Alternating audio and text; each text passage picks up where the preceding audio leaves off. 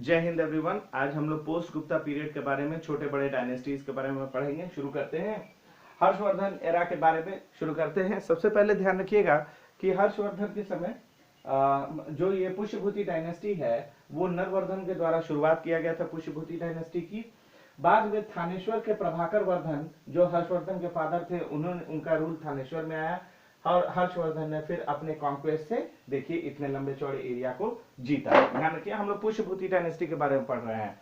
पुष्यभूति किसके फ्यूडेटरीज थे? गुप्तास के फ्यूडेटरीज थे, यानी उनके लिए काम करते थे। सामंत के तौर पर उन्हें वर्धन कहा जाता था और प्रभाकर वर्धन थे थानेश्वर के। और ध्यान रखिएगा कि हर्षवर्धन के भाई राज्यवर्धन की हत्या की शशांक के द्वारा। शशांक कौन? गौड़ देश का राजा। गौड़ देश यानी बंगाल। तो गौड़ देश और मालवा के राजा मिल करके शशांक की हत्या, इसकी राज्यवर्धन की हत्या करते हैं और उनकी सिस्टर को जेल में डाल देते हैं। तो राज्यश्री को आजाद कराता है हर्षवर्धन। अच्छा, उसके बाद कोशिश करता है हर्षवर्धन की शशांक की हत्या करे और बदला ले, लेकिन ऐसा नहीं हो पाता। बाद में पता चलता है कि शशांक की डेथ हो गई है। जब वो अगली बार अगले कॉन्क्वेस्ट में निकलता है शशांक के खिलाफ, तो उसके जो एम्पायर था गौड़, उसे मिला लेता है कन्नौज में। यानी कैपिटल क्या हुआ हर्षवर्धन के समय? कन्नौज कैपिटल हुआ यूपी पे। हर्षवर्धन के पास जबरदस्त आर्मी हुआ करती थी। उन्होंने पंजाब से लेकर के नर्मदा तक अपने साम्राज्य को फैला दिया। लेकिन नर्मदा पार करने पर उन्होंने मुलाकात हुई Pulakeshin second, Chalukya king of Badami से, और इन्होंने हरा दिया हर्षवर्धन को। हर्ष के दरबार में हर्षचरित्र लिखने वाले बाणभट्ट भी मौजूद थे। ह्वेनसांग भी इनके दरबार में आए थे। ह्वेनसांग ने कहा, हर्ष के दरबार में जब थे ह्वेनसांग, चाइनीज ट्रैवलर थे, उन्होंने कहा कि वहां पे हर्षवर्धन के समय समाज में कास्ट सिस्टम था, फिर सब कास्ट में मौजूद था। ठीक है, अनटचेबल आउटकास्ट की भी जिक्र है। वुमेन्स की स्थिति बहुत अच्छी नहीं थी, लेकिन डिसरिगार्ड नहीं किया जाता था कि मेंस के इंफीरियर है। साथ में ब्राह्मणिज्म को माना गया। इस वजह से बुद्धिज्म का डिक्लाइनेशन दिखाई देता है पुष्यभूति डायनेस्टी में। वैष्णविज्म, शैविज्म, जैनिज्म खूब फला फूला। हालांकि काफी लिबरल हुआ करते थे आपको हर्षवर्धन। पुष्यभूति डायनेस्टी का ज्यादातर जो रेवेन्यू आता था 1/6 प्रोड्यूस ऑफ लैंड से, फिर अदर टैक्सेस, पोर्ट है, फेरी है, return from royal land mine tributary से आता था पैसा। बाणभट्ट हर्ष के दरबार में थे, हर्ष के दरबार में, जिन्होंने हर्षचरित्र लिखा संस्कृत लैंग्वेज में। इसके अलावा कादम्बरी भी इन्होंने ही लिखा है। ह्वेनसांग जो हर्ष के कोर्ट में आए थे, उन्होंने बुक लिखी थी शियू की।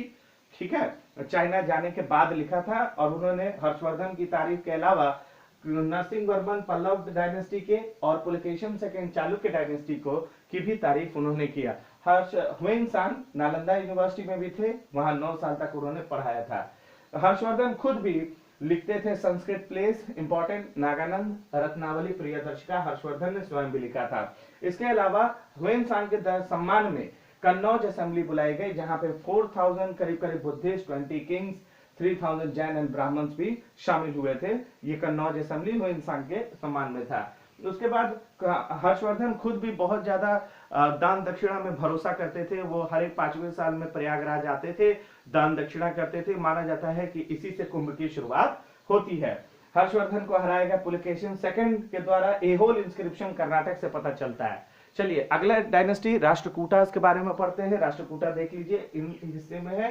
राष्ट्रकूटा के लिए एकदम एग्जैक्ट तो हम लोग को हिस्ट्री में नहीं पता चलता है, लेकिन चलिए ये कहा जा सकता है कि डेक्कन रीजन में और northern and focal Indian Deccan region में इनका 6th सेंचुरी के राज हुआ करता था। शुरू करते हैं। दंती दुर्ग ने फाउंडर ऑफ राष्ट्रकूटा एम्पायर है और अपनी जो ये थे मान्यखेत आपको यहाँ पर इन्होंने अपना कैपिटल बनवाया था। बाद में मान्यखेत में एम्पायर था राष्ट्रकूटा एम्पायर। हालांकि बाद में इन्होंने गुलबर्ग एरिया ऑफ कर्नाटक को कैपिटल के तौर पर, कैपिटल गुलबर्ग नीचे आएगा। उन्होंने 2 टाइटल अपनाई, राजाधिराज और परमेश्वरा, किसको? चालुक्यों को हराने की वजह से। फिर कृष्ण फर्स्ट आए, कैलाश टेम्पल एलोरा में इन्हीं के समय में बनाया गया। 18 शिव टेम्पल बनाए गए। गोविंद सेकंड देखिए अपने भाई के लिए छोड़ दिया, ध्रुव के लिए। ध्रुव ने भी चलिए लेकर के चले आगे, लेकिन फिर आते हैं गोविंद थर्ड। अपने मिलिट्री एक्सपेंडिशन से और मैरिटल स्ट्रैटेजी से, यानी शादियां करके, इन्होंने कन्नौज से लेकर के बनारस तक से लेकर भरूच से लेकर के केप कोरोनिन साउथ में तक अपना आपको पूरा बना लिया था। केरला में है, केप कोमोरिन केरला की तरफ है। अमोघ वर्ष और सर्व है, ये इनका रूल जो है अब तक का सबसे लंबा 64 इयर्स इन्होंने रूल किया। इन्होंने लिखा कविराज मार्ग लिखा, साथ में कन्नड़ भाषा में एब्स्ट्रैक्ट वर्क है जो आपको Ratnamalika religious work in Sanskrit भी इन्हीं के समय में लिखा गया था। इन्होंने Mayurkhandi in the Bidar local to Manyakheta, अपना Manyakheta in the Gulbarga region में मान्यखेत में अपना ये कैपिटल शिफ्ट किया था।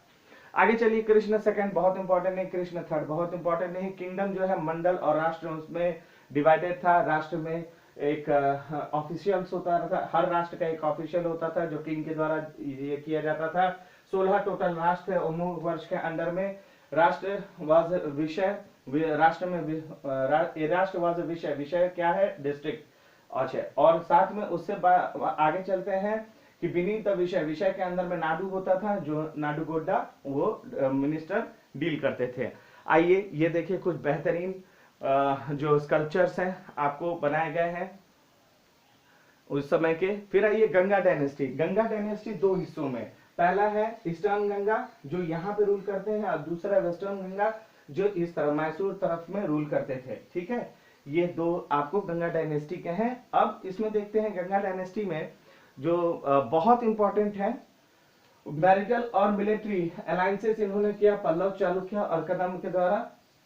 ब्राह्मणिकल हिंदुइज्म को माना, कन्नड़ भाषा में खूब सारी रचनाएं की गई वेस्टर्न गंगास के द्वारा। ईस्टर्न गंगा उड़ीसा में रूल करते थे। ठीक, इन्होंने वज्र हस्ता थर्ड ने त्रिकाल लिंगाधिपति का टाइटल एज्यूम किया था, रखा था अपना टाइटल, जिसको कहा जाता है रूलर ऑफ 3 किंग्स कलिंग्स। ठीक है, ये एक महान राजा हुए। फिर उनके बेटे हुए राजा राज, जिन्होंने वॉर किसके खिलाफ किया? चोला और ईस्टर्न चालुक्यास के खिलाफ किया, और मैरी किया चोला राजकुमारी राजसुंदरी से, जिससे कि उनका पोजीशन उस पूरे रीजन में राजा राज का और अच्छा हो गया। उनके बेटे अनंत वर्मन चोड़ा गंगादेव ये रूल करते थे, गंगा से लेकर के आपको गोदावरी रिवर के माउथ तक इनका राज हुआ करता था, यानी साम्राज्य फैला हुआ था। इन्होंने बनवाया था जगन्नाथ टेम्पल पुरी में, जिसे व्हाइट पगोड़ा भी बोलते हैं। नरसिंह वर्मन फर्स्ट ने साउदर्न बंगाल 1243 में मुस्लिम रूलर्स को हराया और उनके कैपिटल गॉड को भी शामिल कर लिया अपने साम्राज्य में, और इन्होंने सन टेम्पल कोणार्क बनाया अपने विक्ट्री को जश्न मनाने के लिए, जिसे हम ब्लैक टेम्पल भी कहते हैं, कोणार्क। आगे चलते हैं, ये देखिए मेन टेम्पल स्ट्रक्चर कोणार्क का है। चलिए आगे चलते हैं, देखते हैं। इसके बाद जगन्नाथ टेम्पल आएगा। ये देखिए ब्यूटीफुल जगन्नाथ टेम्पल, जिसे व्हाइट पकोड़ा भी बोलते हैं, बहुत ही बेहतरीन, बहुत ही खूबसूरत आर्किटेक्ट हैं। फिर आइए पल्लव डायनेस्टी। पल्लव डायनेस्टी यहाँ रूल कर रहे हैं, आप जैसा कि देख पा रहे हैं। पल्लव डायनेस्टी 250। कल्भरास ने संगमेश को तो खराब कर दिया। फिर Pallava kingdom Tondai Mandalam, capital Kanchipuram south में ही है, साउथ में नीचे। ठीक, इन्होंने संस्कृत भाषा प्राकृत भाषा में अपने इंस्क्रिप्शन यानी लेखों को लिखा, ब्राह्मणिज्म को माना। विष्णु गोपा जो समुद्रगुप्त के पैरेलल थे, समुद्रगुप्त से हारे थे साउदर्न एक्सपीडिशन में, यानी पल्लव कहीं ना कहीं गुप्ता के कंटेम्प्रेरी यानी उनके वर्तमान में मौजूद थे। सिंह विष्णु पल्लव डायनेस्टी के रियल फाउंडर हैं, और उन्होंने कल्भरास को हराया था, चोलास को भी हराया, अपने टेरिटरी को कावेरी नदी के तक ले गए। महेंद्र वर्मन जैन फॉलोअर थे, बाद में शैव धर्म को मान लिए। तिरुवनंतपुरम करासरा अपार भी बोलते हैं उनके इन्फ्लुएंस में। ठीक है, वो ब्रह्मा विष्णु शिव के लिए केव टेम्पल से बनवाए थे। नरसिंह वर्मन को ग्रेट लेसनर या ममल्लपुरम कहते हैं। नरसिंह वर्मन का ध्यान दीजिएगा, उन्होंने पुलकेशन सेकंड, वेस्टर्न चालुक्य के पुलकेशन सेकंड को हराया था। कहां पर? बैटल ऑफ मणिमंगलम कांची के पास है, वहां हराया था। Destroyed the capital city of Vatapi, Vatapi को खत्म करके वातापी कोंडा या अपना टाइटल रखा नरसिंह वर्मन, और नेवल एक्सपेडिशन श्रीलंका के खिलाफ किया गया। वेनसांग कांचीपुरम भी आए थे, उन्होंने कहा कि उनके साम्राज्य में 100 बुद्धिस्ट मोनास्ट्रीज हैं, जिसमें 10,000 बुद्धिस्ट मॉन्क रहते हैं। घटिका, कांची में घटिका एक जगह है जहां पर लर्निंग बहुत जबरदस्त होती थी, स्टडी किया जाता था बुद्धिज्म के ऊपर भी। और नरसिंह वर्मन ममल्लपुरम मोनोलिथिक रथ टेम्पल के लिए जाने जाते हैं। देखिएगा रथ टेम्पल, मोनोलिथिक का मतलब एक ही पत्थर में तराशा हुआ। Narasimhavarman second also known as Raj Singh, उनके समय में बहुत कुछ नहीं है। शोर टेम्पल बनाया गया ममल्लपुरम जगह है, कैलाशनाथ टेम्पल बनाया गया कांचीपुरम में। दंडिन राजसिम्हा के ही दरबार में थे, चाइना भेजा गया था, इनके ही समय में एक राजदूत भेजा गया था। परमेश्वर आपका है, नेक्स्ट आइए देखते हैं। परमेश्वरम सेकंड नंदीवर्मन सक्सेसर थे। फिर लास्ट रूलर जो हुए पल्लव डायनेस्टी में अपराजित, और वो भी हार गए आदित्य फर्स्ट चोला डायनेस्टी से। फिर धीरे धीरे खत्म ही होते गए। स्टेट डिवाइडेड इन कोट्टम्स, राजा के द्वारा चुने जाते थे कोट्टम्स को। ट्रेन आर्मी थी, लैंड ग्रांट दिए जाते थे टेम्पल्स को, जिन्हें देवधन कहा जाता था, ब्राह्मणों को दिया जाता था जिन्हें ब्रह्मदेव कहा जाता था। तो कोई टैक्स लैंड ग्रांट पे नहीं होता था। इरिगेशन की जिम्मेदारी स्टेट की होती थी। लैंड टैक्सेस प्राइमरली सोर्स था गवर्नमेंट का। विलेज सभा को बोला जाता था कि विलेज लैंड रिकॉर्ड आप रखिए। तमिल सोसाइटी में बोला जाता था कि कास्ट सिस्टम जबरदस्त था, ब्राह्मणों को हायर प्लेस दिया गया था। ये शैविज्म वैष्णविज्म पल्लव डायनेस्टी में खूब फले फूले। बुद्धिज्म और जैनिज्म का डिक्लाइनेशन हुआ। शैव में भी नयनार सामने आया, विष्णु अलवार कम्युनिटी बनी, जो कि भक्ति मूवमेंट, भक्ति आंदोलन के समय बने। सब तमिल हिम्स लिखा गया, उन्होंने ही लिखा गया है, तमिलों ने मंत्र उन्होंने ही लिखा है।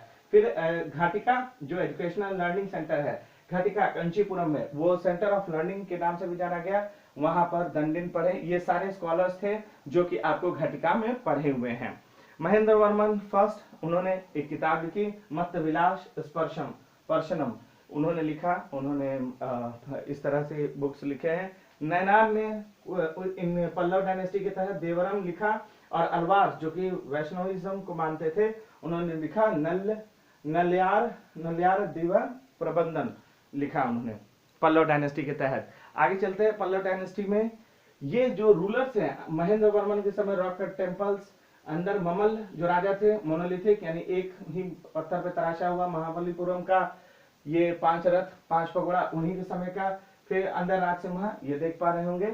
अपराजित के समय जो लास्ट रूलर था मुक्तेश्वर टेम्पल, ये आपको आर्किटेक्चर है, पॉज करके पढ़ सकते हैं। ये देखिए गंगा, डिसेंट ऑफ गंगा एक यूनेस्को वर्ल्ड हेरिटेज साइट भी है, पेनिन्स ऑफ अर्जुन भी बोला जाता है, बहुत ही बेहतरीन है। नेक्स्ट आइए पालास ऑफ बंगाल। गौड़ देश के जो गौड़ देश वेस्ट बंगाल को जाना जाता था, गौड़ के नाम से ईस्ट बंगाल या बंगा के नाम से जाना जाता था। उन दिनों क्या होता था कि जब गुप्त चले गए बहुत बाद में, तो बंगाल में इंटरनल अव्यवस्था हो गई, जिसको कहा गया मत्स्य अन्याय। और मत्स्य अन्याय का जो हो रहा था, उसके खत्म करने के लिए गोपाल एक छोटे राजा हुआ करते थे, उनको लोगों ने अपने राजा के तौर पे बैठा दिया। माना जाता है कि गोपाल ही हैं जो पाल डायनेस्टी को एस्टैब्लिश करते हैं। फिर उनके बेटे आते हैं धर्मपाल, उन्होंने कई अपने एम्पायर को और एक्सपेंशन किया। धर्मपाल ने इंद्र युद्ध नाम के राजा को हरा के, उस समय कन्नौज के राजा थे, हटा करके अपने थ्रोन को कन्नौज तक ले गए, है ना। नॉमिनी जो चक्र युद्ध उनके बाद हुए, इंद्र युद्ध के बाद, लेकिन ये इनडायरेक्टली और कहिए डायरेक्टली आपको धर्मपाल ही राजा हुए कन्नौज के। धर्मपाल ने ग्रैंड दरबार भी बुलाए थे कन्नौज में, राजा लोग शामिल हुए, कई राजा शामिल हुए। राष्ट्रकूटा किंग ध्रुवा ने धर्मपाल को हराया, कहा मुंगेर बिहार में हराया। फिर बाद में चल करके Nagabhata second Pratihara king became more powerful. Dharmapala के बेटे देवपाल जो रूलर थे, माइटियस थे, उन्होंने प्राग ज्योतिषपुर असम को बोला जाता था, उत्कल उड़ीसा के लिए बोला जाता था, उसको जीता। पाल डायनेस्टी ने इन पार्ट कंट्री के इस पार्ट्स में आप देखने रूल किया। अरब मर्चेंट सुलेमान ने कहा कि जो रुहमा शब्द का इस्तेमाल किया पाल किंगडम के लिए, रुहमा या धर्मा भी उसे बोलते हैं रुहमा को। सुलेमान ने कहा कि पाल रूलर्स जब युद्ध पे होते थे तो उनके पास इतनी ज्यादा शक्तियां होती थी, इतनी ज्यादा आपको होता था, तो कहा जाता था कि पालों के पास इतना ज्यादा फोर्सेस थे एलिफेंट्स की, यानी बड़ी सेना, और साथ में 50,000 एलिफेंट्स, यानी अच्छे खासे इनके पास युद्ध के लिए इन्फेंट्री थे, एलिफेंट फोर्सेस थे। ठीक, तिब्बत क्रॉनिकल्स में भी पालों के बारे में जिक्र है। आगे चलते हैं। फिर तिब्बत हिस्टोरियंस ने पाल रूलर्स को बताया कि भाई देखिए बुद्धिस्ट लर्निंग के लिए बहुत ही इंपॉर्टेंट जगह भी था, उनके अंदर साम्राज्य में बना। धर्मपाल ने फेमस बुद्धिस्ट मोनास्ट्री विक्रमशिला को बनाया, जो उस समय के नालंदा यूनिवर्सिटी के पैरेलल था, मतलब उतना मशहूर हो चुका था। नालंदा यूनिवर्सिटी किनके द्वारा, पाल रीजन में ही बनाया गया, जो आपको देख पा रहे हैं खूबसूरत सा। नालंदा में 10,000 स्टूडेंट और टीचर्स रहा करते थे, तो और जो सिर्फ ना सिर्फ इंडिया बल्कि China, south east Asia, Sri Lanka, central Asia से भी आते थे। बाद में बख्तियार खिलजी ने तोड़ा इसे, 3 बार इसको तोड़ा गया, एक ही बार रिकंस्ट्रक्ट हुआ। आप देख सकते हैं नालंदा यूनिवर्सिटी के कि भाई उन्होंने बुद्धिस्ट ट्रेनिंग, बुद्धिस्ट लर्निंग के लिए बहुत ही इंपॉर्टेंट है। उन्होंने धर्मपाल ने 200 गांव जो सराउंडिंग गांव था उनके इनकम को नालंदा यूनिवर्सिटी को दिया कि भाई आप अपना मेंटेनेंस चलाते रहिए। फिर उसके बाद सुवर्ण देवपाल ने भी 5 गांव के इनकम को डोनेट किया नालंदा यूनिवर्सिटी को। स्वर्णद्वीप, जो मलय पेनिनसुला के राजा जो थे महाराज बालापुत्र देव, उन्होंने भी एक मोनास्ट्री, नालंदा में एक मोनास्ट्री यानी बौद्ध यहाँ पे रह सकते थे मोनास्ट्री, वहां पे देवपाल, तब के पाल राजा को रिक्वेस्ट भेजा और उनसे कहा कि 5 विलेज, तो यही 5 विलेज जो दान में दिया गया था उसके मेंटेनेंस के लिए मोनास्ट्री के। फिर पाल किंग ने हिंदुइज्म को भी माना।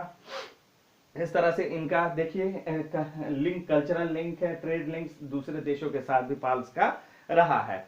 आगे चलते हैं गुर्जर प्रतिहार। गुर्जर प्रतिहार के लिए एग्जैक्ट कह पाना तो बड़ा मुश्किल है, लेकिन कहा जाता है कि इंडिया में आने से पहले गुर्जर प्रतिहार सेंट्रल एशिया रीजन में आपको सेटल थे, फिर बाद में आके राजस्थान गुजरात के एरिया में आकर रहते हैं। ठीक है, गुर्जर प्रतिहार चालुक्य परमार चहमान बोला जाता है कि ये यज्ञ के द्वारा ये इनकी उत्पत्ति है। माउंट आबू यज्ञ हुआ था, माउंट आबू आपको वेस्टर्न इंडिया में है, पहाड़ पर ही है, पीक है। फिर वहां पे 4 डायनेस्टी हुए जिनको अग्निकुल कहा गया, उनमें में से एक प्रतिहार भी है। अच्छा, इसके बाद प्रतिहारों को डोर कीपर भी कहा जाता है क्योंकि इनका संबंध लक्ष्मण से है और भगवान राम के भाई लक्ष्मण चूंकि उनकी सुरक्षा करते थे एज ए डोर कीपर, इसीलिए उनको डोर कीपर कहा गया। कहा जाता है कि गुजरात का भी जो नाम पड़ा वो गुर्जर के नाम पे पड़ा। ग्वालियर इंस्क्रिप्शन से हमें अर्ली हिस्ट्री पता चलता है गुर्जर प्रतिहार का। इनमें भी सबसे इंपॉर्टेंट किंग भोज, ये बहुत मशहूर हुए, ये विष्णु के भक्त थे, इसीलिए आदिवराह भी कहा। इनके कॉइन्स पर भी इंस्क्राइब मिलता है, साथ में इनका इन्होंने अदर नाम भी है, मिहिर प्रभाष नाम भी इनका मिलता है। इसके बाद कृष्ण थर्ड आए, इन्होंने कृष्ण थर्ड राष्ट्रकूट रूलर, इन्होंने प्रतिहार रूलर्स को हराया, बाद में प्रतिहार रूलर्स और कमजोर होते चले गए। ये देखिए प्रतिहार कहां पर है, आपको मैं दिखाऊं। जो कन्नौज है, उत्तर प्रदेश के ऊपरी हिस्सों में कन्नौज है, उस पर कब्जा करने के लिए 3 डायनेस्टी हमेशा से लड़ती थी, 3 रूलर्स हमेशा से लड़ते थे किंगडम, पाल, गुर्जर प्रतिहार और राष्ट्रकूटा, ये कन्नौज पे कब्जा करने के लिए। ध्यान रखिएगा, कभी ये हमला करते कभी वो हमला करते। चालुक्य डायनेस्टी देखिए, चालुक्य भी 3 हिस्से में है। पहला हिस्सा बादामी के चालुक्य, जो आपको कहां पर, वातापी, ये देखिए वातापी, यहाँ पे बादामी के चालुक्य यहाँ रूल करते थे। ईस्टर्न चालुक्य वेंगी कैपिटल था, वहां पे पुलकेशन सेकंड के बाद ईस्टर्न चालुक्य है वेंगी, यहाँ पर ये ईस्टर्न चालुक्य रूल करते थे। वेस्टर्न चालुक्य आपको कल्याण यानी थोड़ा ऊपर वाले भाग में है, आपको वेस्टर्न चालुक्य पाए जाते हैं। मतलब ये पूरा रीजन जो है चालुक्यास का ही है, ध्यान दीजिएगा, है ना, ये पूरा रीजन चालुक्य तथा इनके। चालुक्य की बात करें कि ग्रैंडफादर जो थे पुलकेशन सेकंड के, पुलकेशन फर्स्ट जो ग्रैंडफादर थे, उन्होंने वातापी में अपने एम्पायर को सेटअप किया। उनके अंडर में कदम्स थे, गंगा ऑफ मैसूर थे, मौरवास नॉर्थ कोंकण के, यानी इनके अंडर में थे, पुलकेशन सेकंड के अंडर में थे, इतने पावरफुल थे पुलकेशन सेकंड। पुलकेशन सेकंड ने भी हराया, चोला चेर पांडे राजाओं को भी हराया, इवन हर्ष, कन्नौज के हर्ष को भी, और पल्लव किंग महेंद्र वर्मन को भी हराया पुलकेशन सेकंड ने। देख रहे हैं, ये कुछ रूलर्स हैं, उनके समय के कुछ इंपॉर्टेंट घटनाएं हैं, हालांकि एग्जाम के परिप्रेक्ष्य में बहुत इंपॉर्टेंट नहीं, इसे आप पढ़ सकते हैं। फिर एहोल इंस्क्रिप्शन से हमें इंफॉर्मेशन पता चलता है पुलकेशन सेकंड के बारे में। उनका बचपन का नाम इराया था, यहाँ पे देखिए लिखा हुआ है। और साथ में poetic inscription was written by his court poet Ravi Kirti के द्वारा लिखा गया था। आपको जो एहोल इंस्क्रिप्शन संस्कृत लैंग्वेज या कन्नड़ भाषा का इस्तेमाल करके हिंदू धर्म को मानते थे और साथ में बुद्धिज्म और जैनिज्म को भी फैलाया। साथ में नॉर्दर्न किंग हर्ष को भी रोका। उसके बाद बहुत इंपॉर्टेंट नहीं, आप देख सकते हैं। नेक्स्ट आइए, चलते हैं नेक्स्ट पर। फिर और भी रूलर्स हैं जिनके समय पे क्या हुआ आप देखते चलें।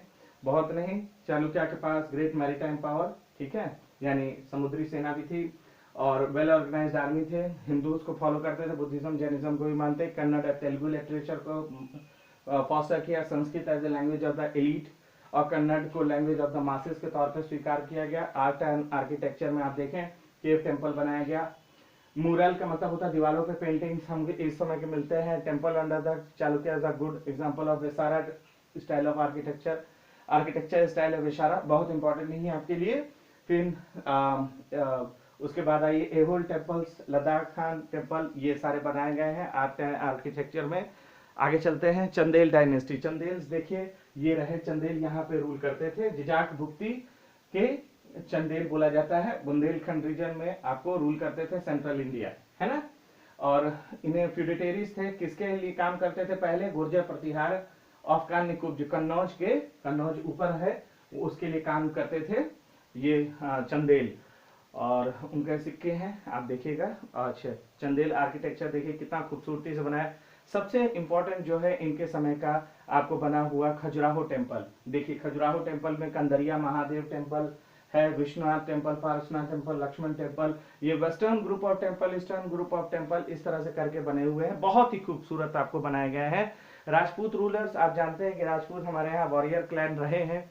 इनका अलग एक लंबा चौड़ा इतिहास रहा है हमारे यहाँ। ये कुछ इंपॉर्टेंट रूलर्स हैं। बप्पा रावल, राणा कुंभा को कौन नहीं जानता, उन्होंने मेवाड़ के थे और इन्होंने हिंदू स्वरत्न के भी उपाधि अपना ली हुई थी। कई युद्ध लड़े। पृथ्वीराज चौहान डायनेस्टी के थे, आप जानते हैं। इनका संयुक्ता से इनको इस प्यार था, इसकी वजह से जयचंद नाराज थे वो अपनी बेटी के इस हरकत की वजह से, और उन्होंने छोड़ ही दिया। पृथ्वीराज चौहान ने कोशिश कई बार हराया भी, बाहरी आक्रमणकारियों को हराया भी, है ना। और इनके नाम से किला राय पिथौरा भी है दिल्ली में, याद रखिएगा। और बहुत ही सक्सेसफुली बाहरी आक्रमणकारियों को उन्होंने रोका। राम मालदेव राठौड़, राणा सांगा, आप जानते होंगे कि राणा सांगा आपको उनसे जब लोधी से इनका बैटल हुआ था, लोधी से राणा सांगा का बैटल हुआ था। महाराणा प्रताप अकबर से हार नहीं मानी महाराणा प्रताप ने, ये एकमात्र ऐसे थे। और इन्होंने कहा कि भाई अपने यहाँ के जो भाई सीधा बात है कि marriage of his community with this community whom did not consider as Rajput, यानी मुगलों में अपने घर की बेटियों को देना उचित नहीं है। महाराणा प्रताप कभी भी अकबर के सामने नहीं झुके। तो महान राजपूत शासक ये लोग भी रहे और राजपूत आज हैं भी, तो वो भी उन्हीं के क्लैन, इन लोगों के ही क्लैन से। देखिए कुछ आर्किटेक्चर देखिए, चंद्रमहल, फिर उसके बाद जूनागढ़ फोर्ट, फिर अमरकोट फोर्ट है, फिर अमरकोट फोर्ट है। फिर मेयो कॉलेज जो था सिर्फ राजपूत राजकुमारों के पढ़ने के लिए होता था। 1875 में अजमेर में establish Mayo college Lord Mayo के द्वारा स्थापित था उस समय के। तो यहाँ पे सिर्फ राजकुमार ही पढ़ सकते थे। नेक्स्ट आइए देखिए, चित्तौड़गढ़ एशिया का सबसे बड़ा फोर्ट है, सिसोदिया राजपूत का है। लार्जेस्ट फोर्ट इन इंडिया भी है और साथ में एशिया का भी ध्यान रखिएगा। फिर ये देरावड़ फोर्ट है जो भट्टिया राजपूत के द्वारा भावलपुर पाकिस्तान में है। कितना खूबसूरती के साथ बनाया गया है। और आज के दिन में राजपूताना राइफल्स के नाम से इंडियन आर्मी में शामिल है। जैसे जाट रेजिमेंट है, राजपूताना रेजिमेंट है, सिख रेजिमेंट है, डोगरा रेजिमेंट है। इस तरह से करके राजपूताना राइफल्स के नाम से भी राजपूत रेजिमेंट अपने यहाँ मौजूद है। तो हमने देखा पोस्ट गुप्ता पीरियड, गुप्त डायनेस्टी के रहते और उनके बाद, गुप्ता डायनेस्टी के बाद यानी पोस्ट गुप्ता पीरियड में छोटे बड़े कई ऐसे डायनेस्टीज आई जो भारत पे रूल की। कुछ एक दूसरे के पैरेलल थे, कुछ एक दूसरे के बाद आए, कुछ किसी को खत्म करके अपने साम्राज्य को बढ़ाया। तो हमने देखा यहाँ तक जो छोटे बड़े जितने डायनेस्टीज था आज हमने उनको खत्म किया। तो हम लोगों ने देखा शुरू हम लोगों ने किससे किया, पुष्यभूति डायनेस्टी, फिर उसके बाद हम लोगों ने चालुक्य के बारे में पढ़ा, फिर प्रतिहार गुर्जर प्रतिहार के बारे में पढ़ा, पल्लव डायनेस्टी के बारे में पढ़ा, राजपूताना के बारे में पढ़ा। फिर इस तरह से करके हम लोगों ने और भी डायनेस्टीज को पढ़ा। प्लीज इसको पढ़िए, एंजॉय करिए, जितने फैक्ट्स है उसके साथ खेलिए, है ना। और जहां भी वीडियो पॉज करना हो जरूर करें। कमेंट सेक्शन में अगर हो सकेगा आपका अगर कोई भी सवाल है तो कमेंट सेक्शन में आप लिख दीजिए, मैं उसका जरूर रिप्लाई करूंगा। यहां तक मैं जरूर करूंगा, ठीक है। एंजॉय करिए सोशल साइंस को, ये हमारे देश के डायनेस्टीज हैं, इन पर गर्व होना चाहिए। जय हिंद एवरीवन।